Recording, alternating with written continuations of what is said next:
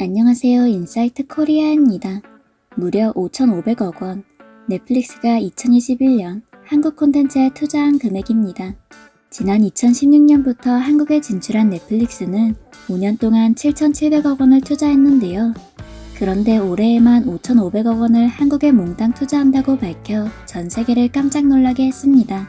넷플릭스가 이렇게 한국에 돈을 쏟아붓고 다른 OTT 기업들 역시 서로 한국을 모셔가기 위해 피터지게 경쟁 중인 이유는 무엇일까요? 전문가들은 한국에는 세계 어디에서도 볼 수 없는 특별한 점이 있다고 합니다. 미국 MBC 방송이 한국의 세계 정복은 이제 시작이라고 전망한 데에 이어 신중하고 치밀한 분석으로 유명한 세계적인 투자업체 페롯 애널리틱은 한국의 미래는 도저히 가늠할 수 없다고 폭탄 발언한 이유, 지금부터 알아보겠습니다. 한국 드라마 오징어 게임이 연일 신기록을 갈아치우며 전 세계를 깜짝 놀라게 하고 있는데요. 오징어 게임이 세계적으로 흥행하면서 넷플릭스는 유례없는 엄청난 수익을 거둘 것으로 예상됩니다. 심지어 주식까지 사상 최고가를 찍었다고 하네요. 한국 드라마의 가능성과 영향력을 알아보고 통 크게 투자한 덕분에 넷플릭스는 세계 1위 자리를 더욱 공고히 할 것으로 보입니다. 넷플릭스는 지난해 기준 회원수 2억 명을 돌파했는데요. 최근 들어 더욱 가파르게 성장하고 있다고 하네요. 넷플릭스의 무서운 성장은 코로나19의 영향으로 콘텐츠 시청 시간이 늘었기 때문이라는 분석도 있습니다. 하지만 정작 넷플릭스는 이런 분석을 비웃으며 한국 덕분이라고 강조했는데요. 넷플릭스 측은 킹덤, 사랑의 불시착, 승리호 등 한국 콘텐츠를 꼭 집어 언급하면서 한국 콘텐츠의 저력이 점점 더 커지고 있다고 밝혔습니다. 더 성장하고 발전하기 위해서는 반드시 한국을 잡아야 한다는 것이었죠. 단순히 일시적인 유행이 아닙니다. 한국 콘텐츠는 글로벌 대중문화의 한 장르로 자리 잡고 있습니다. 한국 콘텐츠는 한국뿐만 아니라 아시아 전반의 성장에도 매우 중요합니다. 넷플릭스는 한국 콘텐츠의 특별한 점과 무궁무진한 가능성을 높게 사고 과감하게 돈을 투자하고 있는 것이었죠. 특히 가장 한국적인 소재와 이야기, 한국 콘텐츠의 섬세한 정서와 감정 표현이 국경을 뛰어넘어 전 세계로 뻗어나갈 수 있다고 분석했습니다. 또한 CNN, 월스트리트 저널 등 미국 유력 언론들도 넷플릭스의 성공 배경에는 한국 콘텐츠가 있다며 분석 기사를 쏟아냈습니다. 이렇게 한국을 굳게 믿은 넷플릭스는 아낌없는 지원을 이어갔습니다. 전 세계 34개 언어로 더빙을 제공하고 누구나 쉽게 한국 콘텐츠를 접할 수 있도록 했는데요. 세계적인 온라인 동영상 서비스 업체인 넷플릭스의 화력에 한국 콘텐츠의 특별한 매력이 더해지면서 그 누구도 따라올 수 없는 대기록을 세웠습니다. 그렇게 탄생한 오징어 게임은 넷플릭스가 정식 서비스하는 전 세계 83개국에서 1위를 차지하는 기염을 토했습니다. 넷플릭스가 한국 콘텐츠에 수혜를 입고 있는 것이죠. 그러나 넷플릭스가 안심하고 있을 때가 아니라고 하는데요. 전 세계를 장악하고 있는 글로벌 OTT 기업들이 한국을 눈독 들이고 있다는 소식이 전해지고 있습니다. 문화 트렌드를 선도하고 전 세계인을 열광하게 만드는 한국 콘텐츠의 매력에 글로벌 기업들이 푹 빠진 것이죠. 실제로 올 11월에 디즈니 플러스가 한국에 상륙할 예정입니다. 디즈니 플러스는 디즈니 콘텐츠는 물론이고 마블과 픽사, 스타워즈, 내셔널 지오그래픽 등 킬링 콘텐츠만 8,000편이 넘는데요. 수많은 오리지널 콘텐츠를 앞세워 지난 2분기에 유료 가입자 1억 명을 돌파했습니다. 넷플릭스를 바짝 추격하고 있는데요. 디즈니 플러스가 넷플릭스를 뛰어넘을 수 있는 카드로 한국을 주목한 것입니다.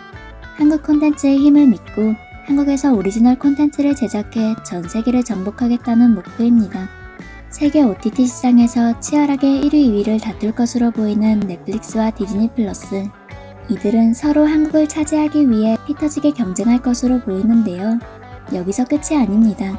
세계 1위 IT 기업인 애플도 OTT 서비스 애플 TV 플러스로 한국 진출을 선언한 바 있습니다. 다른 업체에 비해 오리지널 콘텐츠가 부족한 애플 TV 플러스 측은 한국 콘텐츠로 역전의 기회를 노리고 있는데요. 애플 TV 플러스는 글로벌 한류 스타인 배우 이민호, 윤여정과 손을 잡고 드라마 파친코를 제작했습니다. 드라마 파친코는 한국계 미국인 작가 이민진의 동명소설을 원작으로 하며 일제강점기 이후 타국으로 건너간 제1교포들의 삶을 다루는 내용입니다.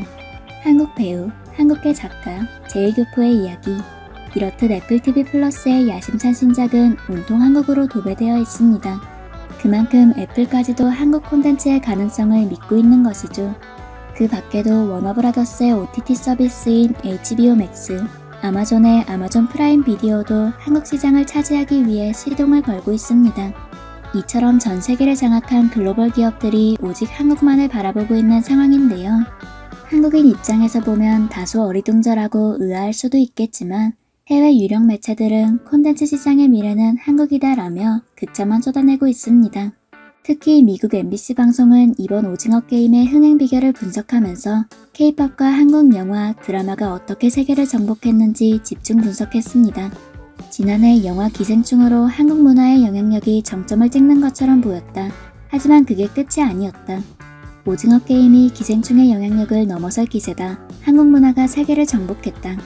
세계적인 투자업체인 페롯 애널리틱은 한국 문화 콘텐츠의 영향력이 얼마나 더 커질지 아무도 알 수 없다. 한국 드라마가 최고의 순간을 맞이하고 있다고 분석했습니다.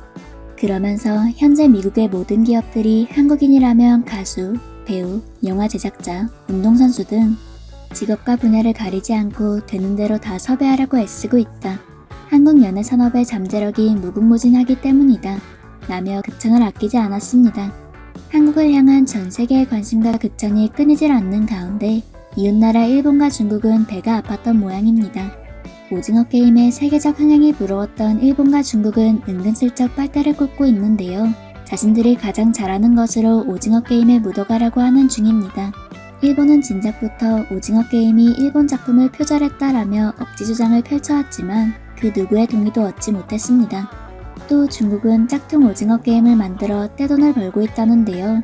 오징어 게임 파일을 불법 유통시키고 비슷한 디자인의 의상을 제작해 판매하고 있는 것이 적발됐습니다. 심지어 초록색 트레이닝복 한가운데에 중국이라는 글자를 새겨넣어 눈살을 찌푸리게 했습니다. 이렇게 비슷하게 따라하고 베끼려고 해도 오리지널 한국 콘텐츠의 매력을 흉내낼 순 없습니다. 전 세계의 오징어 게임 열풍과 한국아리가 계속 이어지고 있으며 수많은 외국 팬들이 한국의 다음 콘텐츠가 무엇일지 목이 빠져라 기다리고 있습니다. 영어로 된 콘텐츠만 취급하던 외국인들의 고집을 한방에 꺾어버린 한국 콘텐츠. 앞으로 전 세계를 장악하는 콘텐츠가 더 많이 제작되길 기대해봅니다. 지금까지 인사이트 코리아였습니다. 감사합니다.